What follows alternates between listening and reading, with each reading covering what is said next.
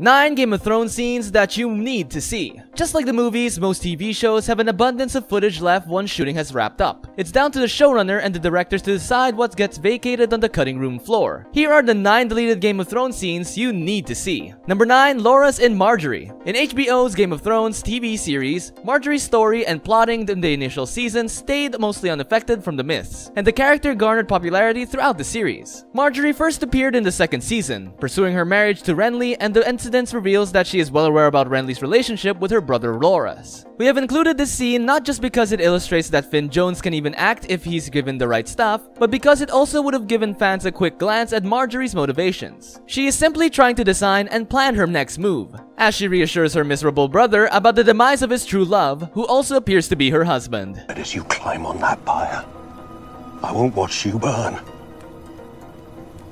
Is that what you... Number 8 is Tywin and Pycelle. Talking about Tywin, he is a brutal patriarch of the House Lannister of Casterly Rock, and the father of 3 kids. His character was expressed as the Warden of the West and the Lord Paramount of the Westerlands, which is the richest province of the 7 Kingdoms, making him one of the most effective political figures in the Westeros history. We have got completely no idea why this scene was cut. It's actually quite beautiful. Maybe the producers felt that the existence of Tywin casually fishing might be too dividing for the Game of Thrones' audience, or maybe it was too much of a feast of Pycelle's deception. But whatever it was, it's sad to recall that they almost lost one of the masterpieces. It is a lovely moment for both of the characters, an opportunity for Tywin and Pycelle to illustrate their critical intelligence. It contains relatively substantial information which states that Pycelle is entirely responsible for Lannister's recent power position. Tywin fishing while dressed like a pirate would have made it an important part of the episode. Number 7 is Shae and Bronn. Shae is a camp follower whom Bronn, a sellsword in the service of Tyrion, finds as per Tyrion's request. It was a bit unexpected and strange when Shae appeared to testify against Tyrion during the season's 5 trial,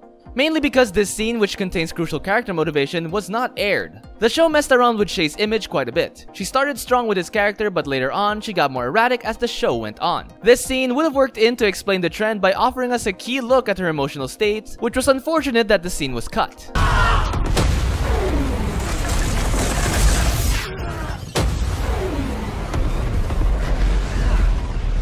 Number 6, Sir Alliser and Tormund. Alliser Thorne was the master at the arms at Castleback, and responsible for educating new soldiers to the Night's Watch. A beautiful time of foreshadowing which was potentially cut because of Tormund's partly influenced Jon Snow's murder. How so? By winding up the Northern Bear, Sir Alliser Thorne cheerfully pointed out that he has no power over the wildlings at Castle Black, thanks to special Mr. Snow. This exchange of words could have instantly motivated Sir Alliser to assassinate Jon, so it's really sad to comprehend that it was taken out. Tormund is one of the best Game of Thrones characters. We can accept by any explanation for the showrunners to see more of Tormund. As for Sir Alliser, we can leave him for the basis of the ongoing scenario.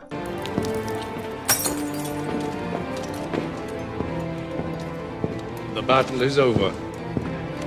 We have won! Number 5, Olenna Tyrell and Mace Tyrell. Olenna is the matron of the powerful House Tyrell, and the biggest and second wealthiest person of the 8 great houses of Westeros. Olenna is illustrated by her shrewdness and strong humor. Although her family is associated with the Lannister in King's Landing, she constantly finds her own thinking at odds with theirs, particularly with Tywin Lannister. Tyrell is also known as the Queen of Thorns, and is the mother of Mace Tyrell, the Lord of Highgarden and Lord Paramount of the Reach. In the HBO television adaptation of the popular novel, the character of Olenna Tyrell was played by English actress Diana Rigg, who received vital important applause for her acting. Diana earned Emmy Award nominations for her performances in the drama series for consecutively 3 years. If you're forgetting Lady Olenna, then the above classification is essentially the best of all the collection, featuring her with scheming abilities and Dame Diana Rigg's excellent regular performance. But it's not just what's going on in the carriage that makes the scene more exciting. The last shot of sparrows on the streets of King's Landing reinforces their common atmosphere of danger, showing how dominant they were at this point. It was a cold shot, but it's really sad to know that the showrunners decided to cut it down. Number 4, Tormund Tastes Chicken. Tormund, better known as the Tormund Giant's Bane,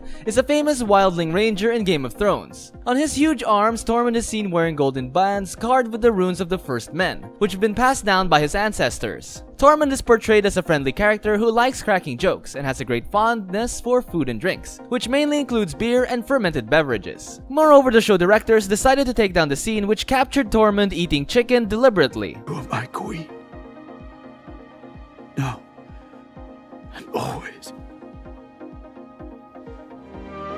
Number 3. Cersei's miscarriage. Cersei is regarded as one of the most complicated characters in the fictional TV series. Hetty earned universal critical praise for her portrayal of the character on the HBO series Game of Thrones. There was plenty of discussion going around amongst the fans during the Game of Thrones final season, mainly related to Cersei's baby. Was Cersei pregnant or wasn't she? Fans were stunned by her teary moment in the Season 8 premiere, which revolved around Euron and her forthcoming baby. But with her pregnancy continuing to be a conspiracy point throughout the season, audience would have been happy to know that Cersei's newborn baby doesn't exist. As it turns out, it is very clear that the show exactly remembered what happened to Cersei and Jaime's baby. It was just that they didn't want to tell the audience about it. Unlike everything else on this list, the Season 7 deleted scenes still haven't been made available officially, but there have been some clips related to this topic, and one of them is fairly notable. As it turns out, a miscarriage scene was scripted and shot, but unfortunately it was not aired.